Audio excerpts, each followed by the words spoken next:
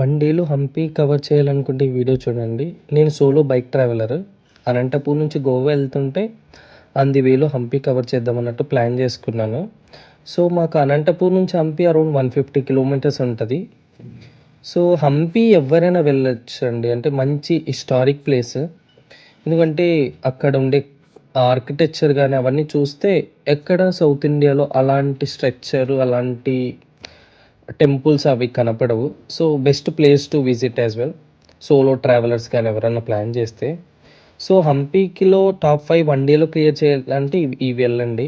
So first వితలా టెంపుల్కి వెళ్ళాను. So వితలా temple అంటే అందరికీ మనకు 500 రూపీ నోట్ పైన మనకు వస్తుంది చూడండి, ఒకటి వెహికల్ స్టోన్స్తో ఉండేది. ఆ టెంపుల్లో ఉంటుంది అది. సో ఇక్కడ స్టార్టింగ్ 40 రూపీస్ ఎంట్రన్స్ టికెట్ తీసుకోవాలి. ఈ టికెట్ 3 ప్లేసెస్కి యూజ్ అవుతుంది. దీంతోపాటు లోటస్ మహల్కి అండ్ దెన్ క్వీన్స్ బాత్కి కూడా. సో ఇప్పుడు అక్కడ ఎంట్రన్స్ నుంచి, పార్కింగ్ ఏరియా నుంచి టెంపుల్ అరౌండ్ 900 మీటర్స్ ఉంటుంది. సో మనం నడుచుకుంటూ వెళ్ళాలంటే వెళ్ళచ్చు, లేకపోతే అక్కడ ఎలక్ట్రిక్ వెహికల్స్ ఉంటాయి. Per head 10 rupees. But waiting time కూడా ఉంటుంది క్రౌడ్ ఉన్నప్పుడు. లేదు మీరు నడిచి వెళ్ళాలంటే బాగుంటుంది, మంచిగా వెళ్ళచ్చు నడిచి కూడా. ఫైనల్ మెయిన్ అట్రాక్షన్ ఈ ఈ వెహికల్ అండి. అదే మీకు వెహికల్ అంటారు, దాన్ని ఏమంటారు ఎగ్జాక్ట్ తెలియదు. స్టోన్తో ఉన్నది. అండ్ తర్వాత ఈ చెట్టుకు వచ్చేసి 180+ ఇయర్స్ ఆఫ్ ఏజ్ ఉంది. ఎందుకంటే అప్పట్లో బ్రిటిషర్ ఒక అతను వచ్చినప్పుడు, చిన్నగా ఉన్నప్పుడు ఒక ఫోటో తీశారు, స్టిల్ ఇదే. అండ్ దెన్ ఈ చెట్టుకు కూడా కొంచెం స్పెషాలిటీ ఉంది. పూలు కాసినప్పుడు ఆకులు ఉండవంటారు, ఆకులు ఉన్నప్పుడు పూలు కాయవంటారు అలా. అంటే ఇక్కడ ఆర్కిటెక్చర్ కూడా చూడండి ఒక్కొక్కటి. అంటే లైక్ అంతా స్టోనే కదా, మనకి స్టోనే ఆ టైప్లో డిజైన్గా చేసి చెప్పాలంటే ఎంత టైం తీసుకుంటుంది, ఎంత మ్యాన్ వర్క్ అవుతుందో. అండ్ ఈ పార్ట్ కూడా అంతే. ఒక్కొక్క పార్ట్ క్లోజ్ చేస్తే ఒక్కొక్క షేప్ వస్తుంది. ఒకటి కోతి పిల్లని పట్టుకున్నట్టు, హనుమంతుల్లాగా, పైనుంచి చూస్తే కప్పలాగా, అండ్ దెన్ ఒక బల్లిలాగా, ఇలా జస్ట్ ఒక చిన్న పీస్ ఆఫ్ హార్ట్ వర్క్ అలా ఉంది. ఇది వచ్చేసి సౌండ్ ఛాంబర్. మనకి అక్కడ ఉండే పిల్లర్స్ ఇలా కొడితే సౌండ్ వచ్చింది.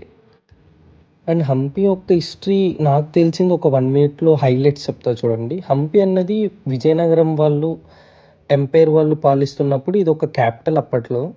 సో ఈ ప్లేస్ని వీళ్ళు కనుగొంది ఎప్పుడు అంటే 1365లో, 13th సెంచరీలో.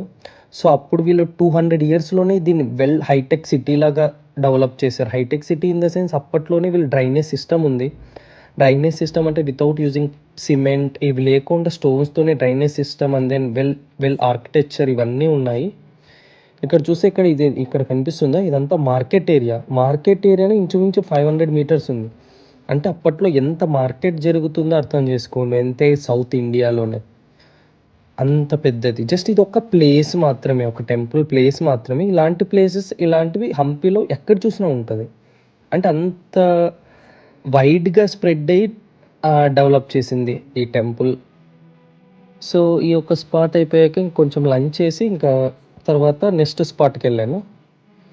సో నెక్స్ట్ స్పాట్కి బైక్ ఉంటే చాలా బెస్ట్ అడ్వాంటేజ్ అండి. అంటే లైక్ మీరు క్విక్గా ఒక ప్లేస్ అయ్యాక ఇంకో ప్లేస్కి వెళ్ళొచ్చు, అలా మంచిగా పీస్ఫుల్గా వెళ్ళిపోవచ్చు.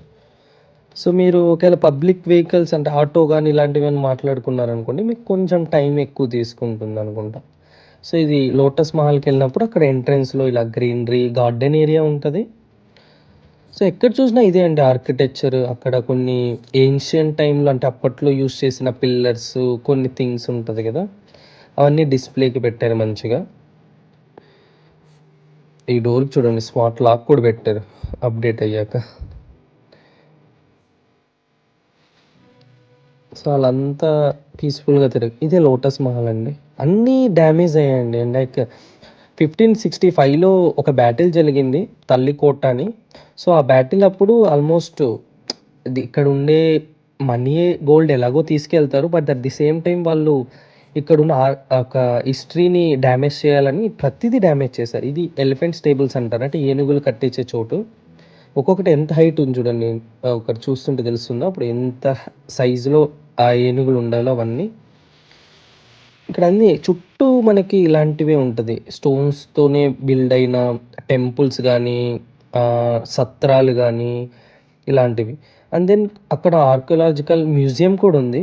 ఇక్కడ చూడండి కొన్ని స్టోన్స్ ఉంటుంది కదా భూమిలో కానీ ఎక్కడైనా వీళ్ళు కనుగొన్నప్పుడు ఆర్కియలాజికల్ వాళ్ళు, సో వాటిని ఎగ్జిబిషన్ టైప్ ఇలా మ్యూజియంలో పెట్టారు. ప్రతి వాల్యుబుల్ ఐటమ్ అనుకుంటే ఈ స్టోన్ ఒక్కొక్క దానికి నీట్గా డీటెయిల్స్ కూడా మెన్షన్ చేశారు. ఒక్కొక్క వాటికి ఎంత హిస్టరీ ఉంది అండ్ దెన్ ఎప్పుడు ఇది ఎక్కడ యూజ్ అయింది అలా సంథింగ్ సమ్ రిలవెంట్ ఇన్ఫర్మేషన్ కూడా అక్కడ ఉంటుంది.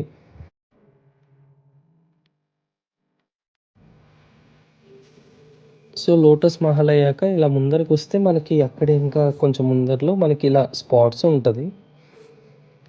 ఇది అండర్ గ్రౌండ్ సబ్వే లాంటిది ఒకటి. ఇది స్టార్టింగ్లో కింద పడిపోతుంటాయి, అంటే ఫస్ట్ స్టెప్ చాలా డబల్ స్టెప్ లాగా ఉంది. ఇలా లోపలికి ఇది కూడా కొంచెం చిన్న అడ్వెంచర్ లాగా ఉంటుంది. జస్ట్ ఒక ఫ్యూ సెకండ్స్ అలా అన్నీ ఎక్స్ప్లోర్ చేయొచ్చండి. లైక్ చూడాలనుకుంటే చాలానే చూడొచ్చు. ఎందుకంటే అంతా ఇప్పుడు ఒక 3-4 టెంపుల్స్ చూసారనుకోండి స్టోన్ రిలేటెడ్, మరి 5th టెంపుల్ స్టోన్ రిలేటెడ్ చూడాలంటే ఇప్పుడు ఉండే యూత్ మరీ అదేనా అనిపిస్తుంది. అంటే ఏదానికన్నా ఒక లిమిట్ ఉంటుంది కదా, సో ఎంజాయ్ చేయడానికి అలా అది మిస్ అవుతుంది. అందుకే ఓన్లీ టాప్ 5 ప్లేసెస్ అలా హంపీలో ప్లాన్ చేశారనుకోండి, హంపీ కవర్ అయినట్టు ఉంటుంది, మంచిగా ఉంటుంది. నెక్స్ట్ టైం ఇంకొకసారి ఎప్పుడైనా హంపీ తిరగడానికి ఛాన్స్ వస్తే మీరు ఇప్పుడు ఎక్స్ప్లోర్ చేయని ప్లేసెస్ కాకుండా వేరేటి వెళ్ళొచ్చు. ఇంకొకటి విరూపాక్ష టెంపుల్ అండి. ఇది అప్పట్లో 13th సెంచరీలో కట్టారు. అప్పుడు కట్టింది ఇప్పుడు కూడా ఫంక్షనింగ్ ఉంది అంటే ఎలా అంటే దేవుణ్ణి ఇప్పుడు కూడా కొలుస్తున్నారు. అంటే అప్పుడు దేవుని తీసేశారు బట్ మరి రీస్టోర్ చేసినట్టున్నారు. సో ఇప్పుడు కూడా ఎప్పుడు ఓల్డ్ టెంపుల్ ఇప్పుడు కూడా ఫంక్షనింగ్ ఉండేది టెంపుల్లో ఇది ఒకటి, విరూపాక్ష టెంపుల్. చాలా ఫేమస్ అంటే లైక్ హంపీలో, అంటే పూజలు అందుకుంటున్న టెంపుల్ లాగా అనొచ్చు ఓల్డ్ టెంపుల్స్లో. ఇక్కడ కోతులు భారీగా ఉంటాయి అసలు.